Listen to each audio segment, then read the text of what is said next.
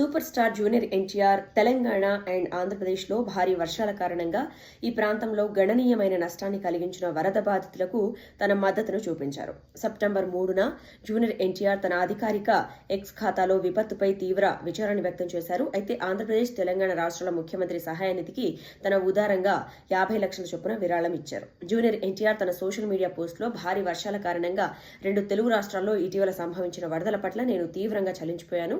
ఈ విపత్తు నుండి తెలుగు ప్రజలు త్వరగా కోలుకోవాలని ఆశిస్తున్నాను. సహాయ చర్యలకు సహాయం చేయడానికి ఆంధ్రప్రదేశ్, తెలంగాణ ప్రభుత్వాలకు నాకు తోచినంత 50 లక్షలు ఇస్తున్నాను అని చెప్పి రాసుకొచ్చారు. తెలుగు రాష్ట్రాల్లో ఇటీవల కురిసిన భారీ వర్షాల వల్ల జరుగుతున్న వరద బీభత్సం నన్ను ఎంతగానో కలిచివేసింది.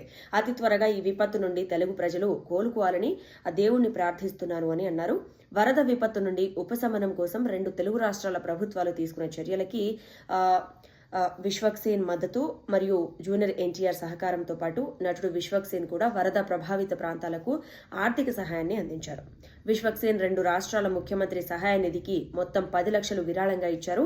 ఈ పరిస్థితులపై ఆయన తన విచారాన్ని వ్యక్తం చేస్తూ ట్విట్టర్లో ఇలా రాశారు: వరదలతో నష్టపోయిన వారి బాధలను తగ్గించడానికి ఈ సహకారం ఒక చిన్న అడుగు అన్నారు.